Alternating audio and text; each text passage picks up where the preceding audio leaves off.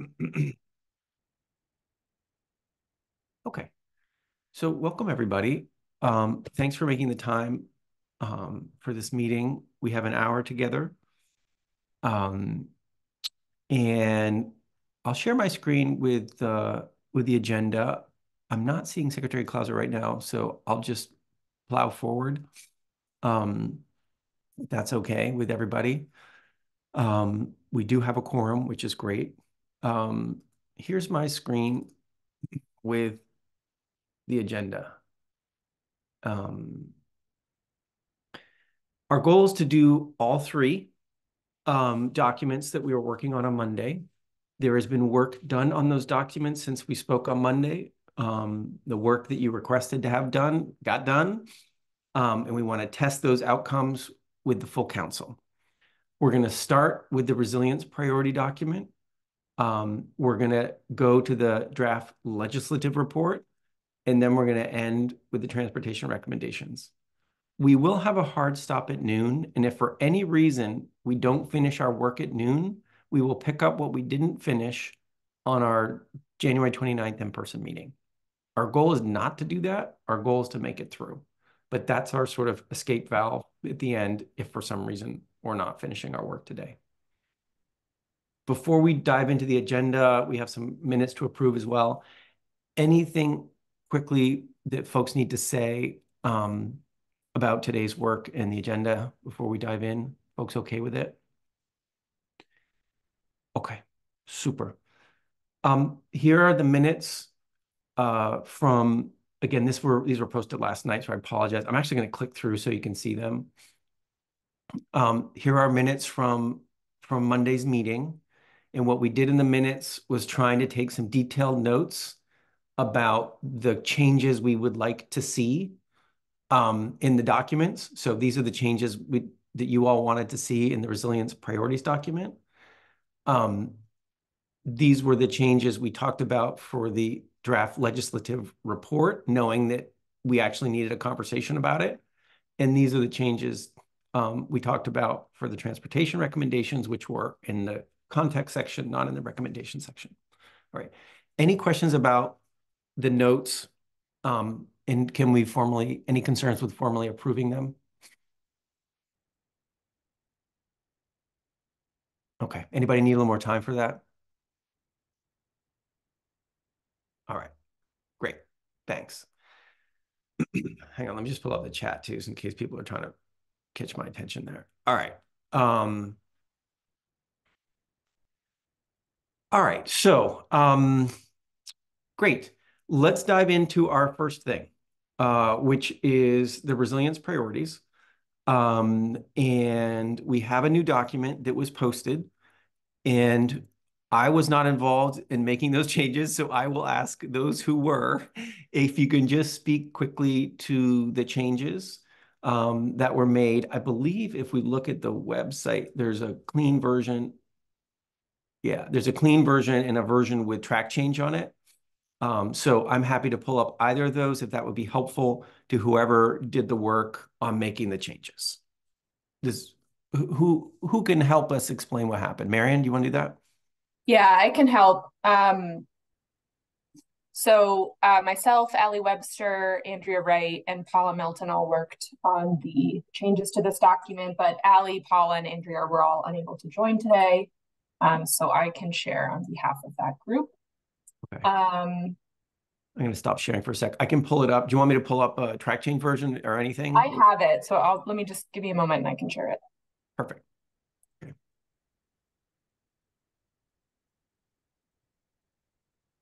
Can you see the screen, David? Yeah. Just as a quick aside, Marion, has everyone on the Climate Council met you yet? Because we have some new members of the Climate Council. Okay, just to make sure that Marion works with Jane in the Climate Action Office and with a particular focus on resilience issues. Happy to. Yeah. Hi, everyone. Marion Walls, Resilience Adaptation Coordinator in the Climate Action Office, and I sit on the Rural Resilience Subcommittee. So for changes, you all can see this in the red line version that's on the website.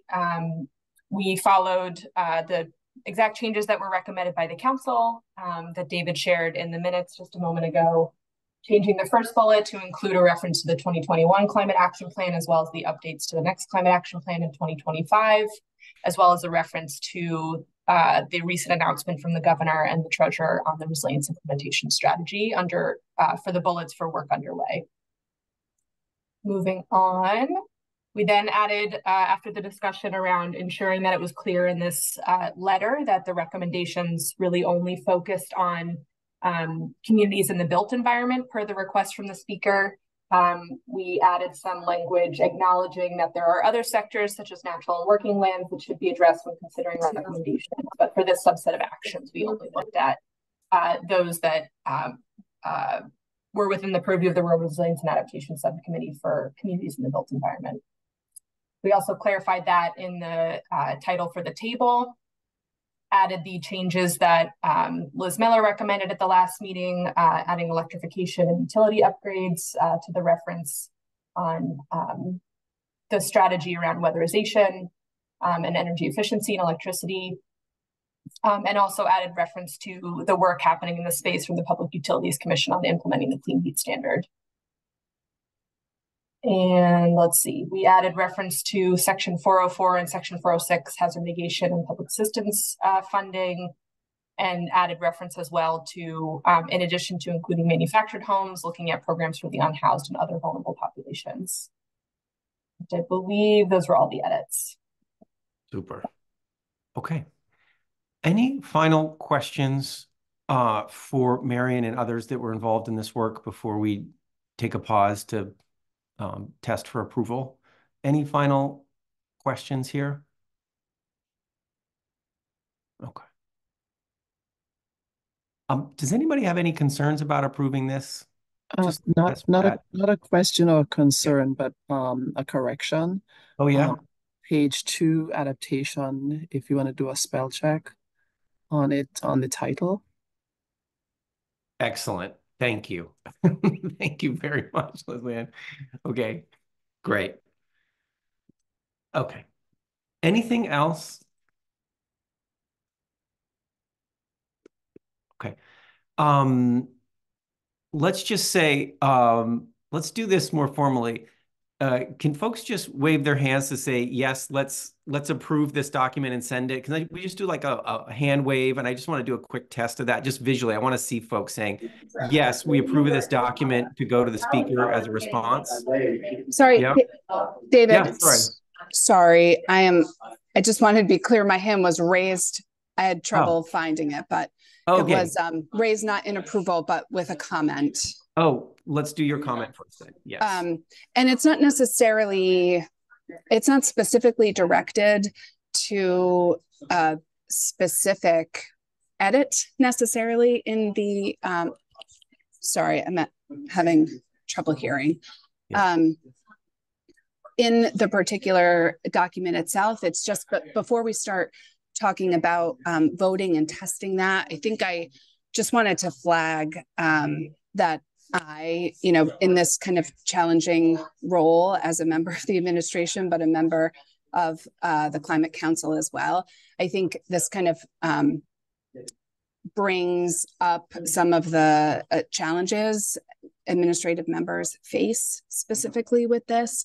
So because, there are a lot of really good ideas that are put forward in the letter, but for myself as a member of the administration to kind of raise these priorities up as, the first and foremost, when the administration has its own set of statewide priorities for consideration this session.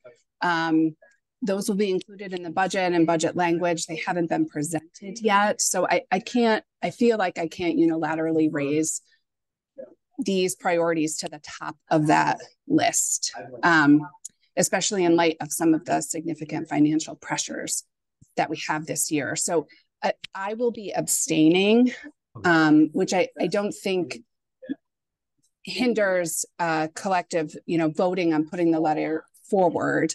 And I think also a minor tweak to kind of the signature section of the letter would accommodate at least myself who's abstaining, and to the extent any other folks need to do that as well. Instead of being like from the Climate Council, it could be from Climate Council members, and then members voting to forward this on, signing that letter. Again, there are a lot of good things in it. It just feels like I can't sign on to raising those priorities over other priorities that will be contained within the governor's recommended budget and policy language therein later this session.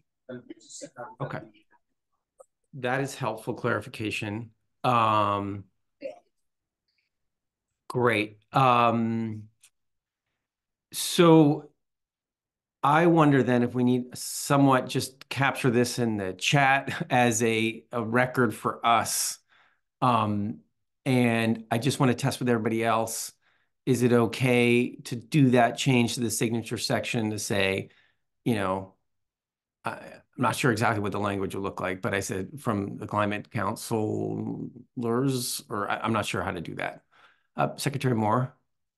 I was just trying to do a quick head count and make sure that we wouldn't upset the apple cart of allowing the letter to go forward based on counselors present, but it looks like there are more non-administration members than legislatively appointed members here. Right. Or excuse me, there are more legislatively appointed members than administration members, because I don't think it's any of our intentions to keep that from advancing. So that was just trying to pause to count faces.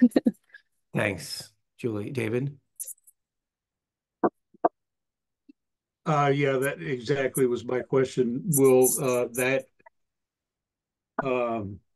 position be held by all members of the administration, that they will not vote on this letter? The two chairs have said that, but so we could certainly poll them. We could poll administrative members. It's certainly my position. I think Julie's as well. Yep. Okay. And why don't we do a quick vote? Jared? Hang on one second. You're still on mute, Jared. Thanks, David. I just wanted to speak to the process from the perspective of our kind of a governance documents and the precedent from the past relative to what Secretary Clouser suggested.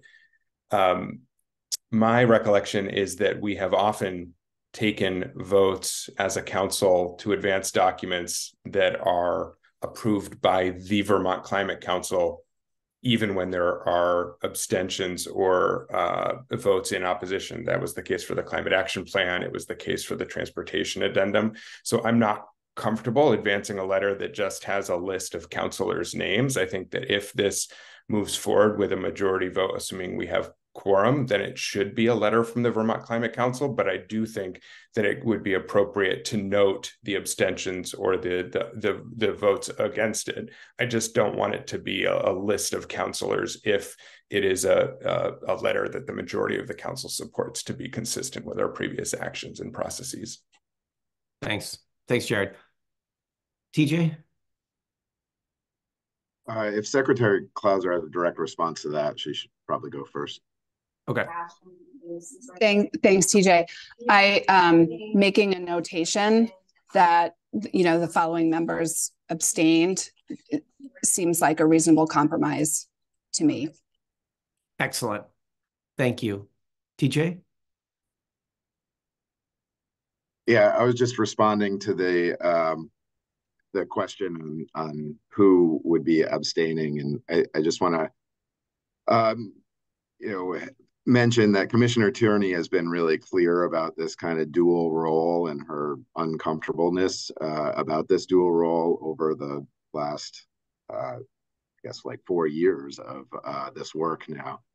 And so even pointing out that she was one of the administrative members that voted for the Climate Action Plan, and but as a whole, to meet the statutory obligation. And while there was a lot of good things in there, there were parts of the plan she continued to disagree with. And um, so it again kind of goes to this dual role and the conflict and even the foundational structure of the Climate Council itself. And so, for those reasons, that in my role in her seat today, I will be abstaining to answer the question.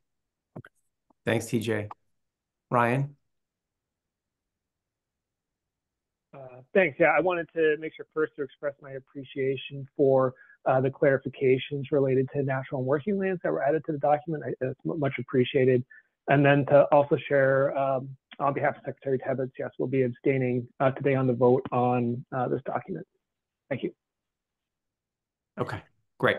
So why don't we just do a formal vote on the document? The only changes that will happen to this document are a spell check on page 2. I think there's a date that Catherine Morris pointed out in the chat that needs to be looked at. And then we will list at the bottom of the document any abstentions that there were from folks on the council. So those are the 3 things we'll do to the document. A spell check on a title on page 2, make sure that date's right that Catherine Morris puts in the chat. And then we will list abstentions at the bottom of the document. David Dean, last word, and then let's take a pulse check here. And I would like the abstentions to be noted for the reasons given. There are an awful lot of reasons for people to abstain from a document, but I think it would be helpful to the reader of the document to know the brief explanation that Secretary Clouser gave. Great. So list abstentions with the reason for that abstention. Okay, great. So this is what I'm going to ask you to do for members of the Climate Council.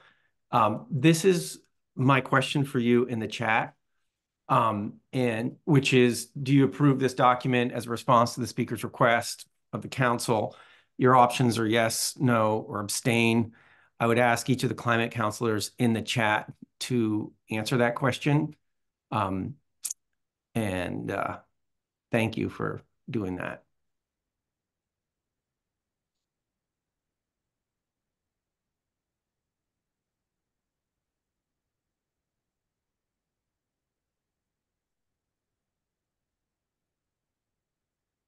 Okay. Has everybody had a chance who is a counselor or sitting in the seat of a counselor today?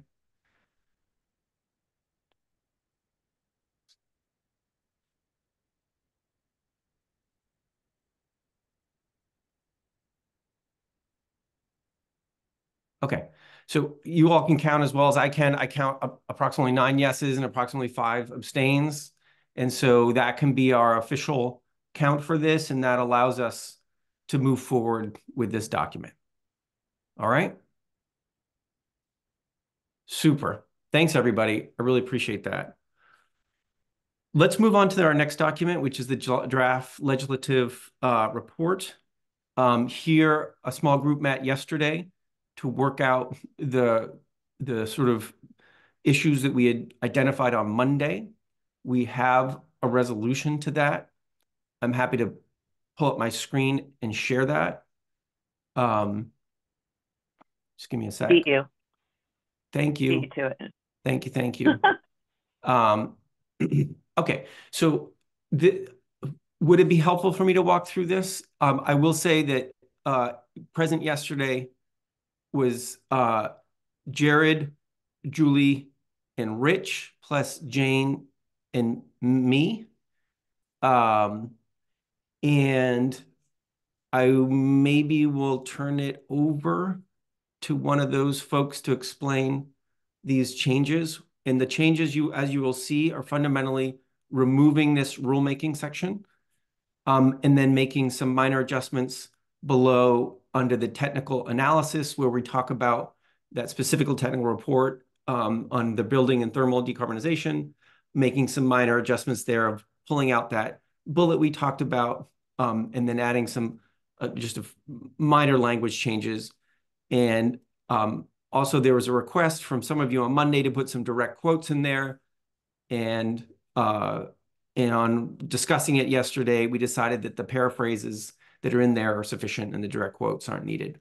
But let me just turn it over to one of you all who were there yesterday to help explain a little bit what happened in that conversation.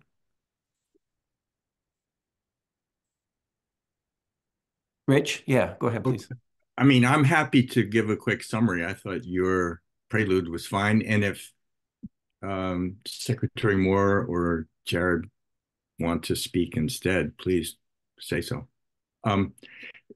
We had a very straightforward conversation, and I just want to report that we had no trouble really agreeing to the actions that David just described.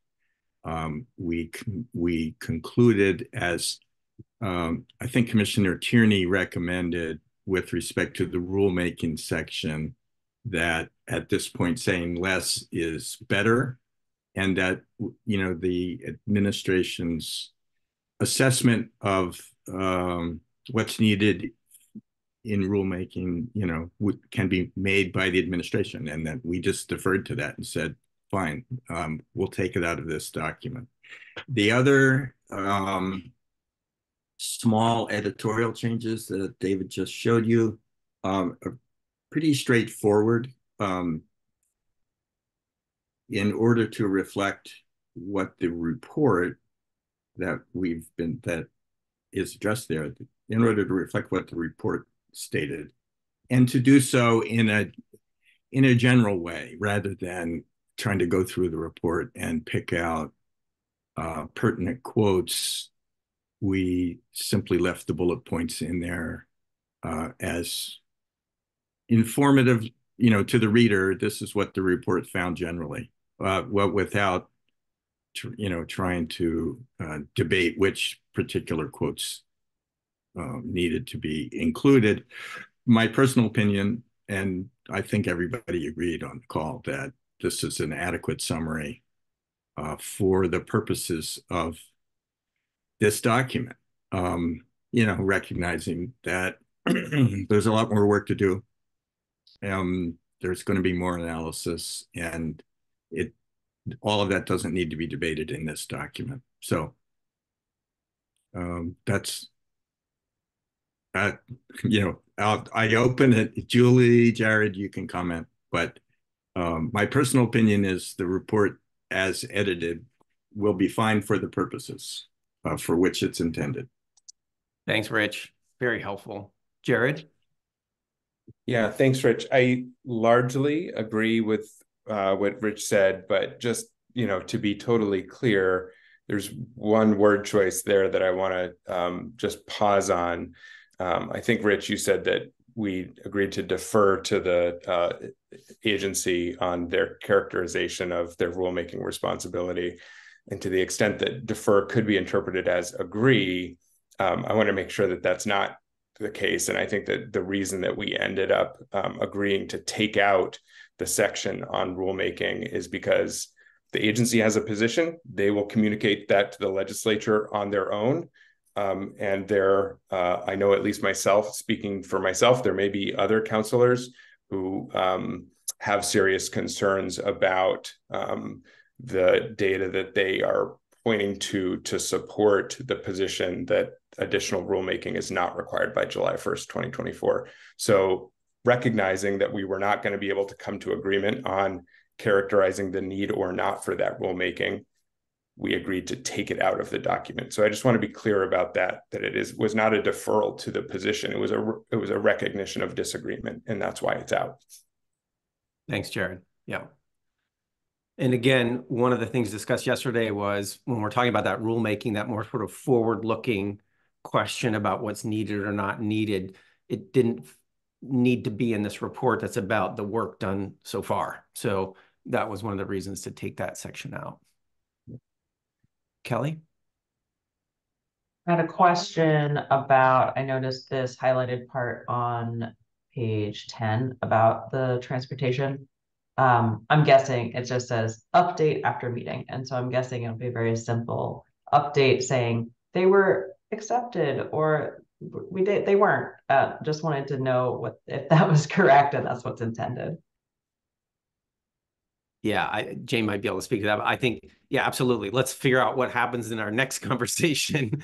And if everything's copacetic in the next conversation, then it'll say, and the council adopted, this additional, sort of addendum or recommendation on transportation. And if we don't, for some reason, then I'll say, and it explored, but has not yet adopted or did not adopt. I'll figure out some language to give the status of where that stands. Okay. Any other questions, reactions to this new version of the document? Anything else?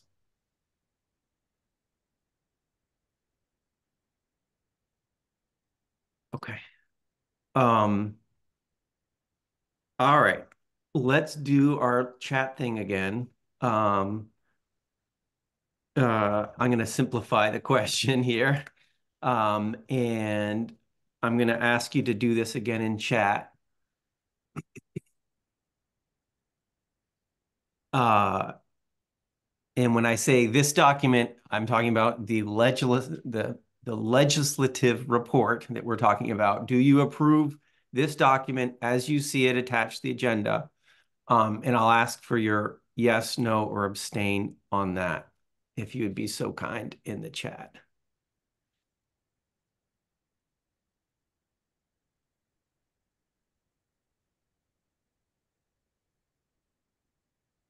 Wonderful. Thanks, everybody. And I want to thank the folks that met yesterday to find this pathway. Wonderful. Okay.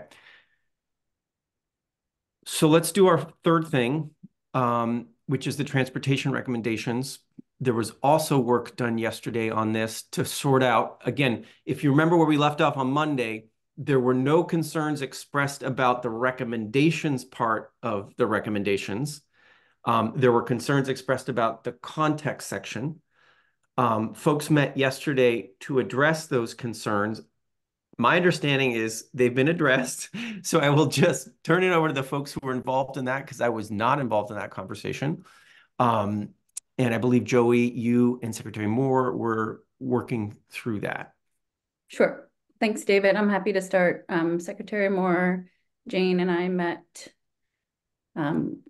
yesterday afternoon, and Secretary Moore had raised, I think, a valuable point that this is fairly, context is important but lengthy. And I think where we landed was recognizing that the context is lengthy, I would say important, and I think, Secretary Moore agreed that context is important, but that at this moment we agreed to keep this context, but make some very important but minor clarifications to more accurately reflect history, but keep the lengthier context, even if it might be a little bit less well-written than we may have liked. It, I think, is an accurate summation of sort of general history of where we landed. And again, as you noted, David, as we agreed yesterday, the sort of next steps, actions themselves were in agreement, and we are in agreement. So what we recommended, building off the cross-sector mitigation consensus adopted recs, was just to make the important edit that reflects what actually happened, is that the majority of the Climate Council voted to recommend participation in the Transportation and Climate Initiative Program, Regional Cap and Invest Program. So that minor change at the first paragraph, and then similarly at the end of that paragraph, just reflecting what actually happened when we adopted the addendum to the Climate Action Plan, as it was supported by a majority of councilors, but not all. And so these are our two minor important clarifications. And I think I want to defer to Secretary Moore and Jane to round out anything you'd like to add, but I think our hope was that we could move forward with adopting these recommendations as suggested, minor edits here, and move forward with further analysis in the transportation sector. So Secretary Moore, Jane, do you have anything to add? Looks like that was a good summary. Okay. Super. Any questions about this document? In particular about the changes, right? Any questions about that or things we need to say before we make a decision on it? Okay. Why don't, since we're using our chat method today, let's do it one more time. And I'll just ask counselors one more time. Do you approve of this document, the transportation recommendations document, as attached to your agenda? And yes, no, abstain.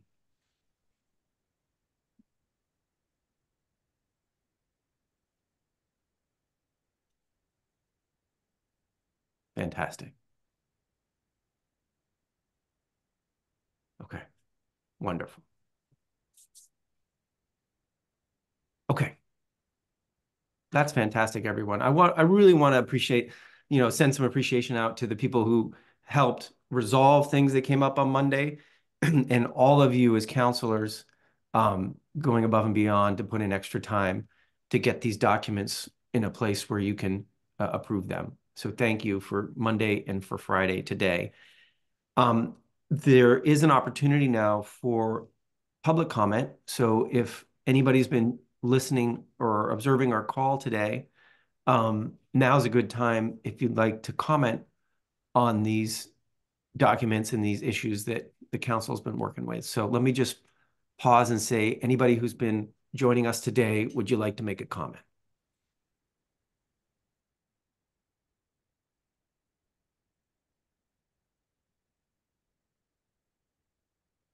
Okay. I'm not seeing that.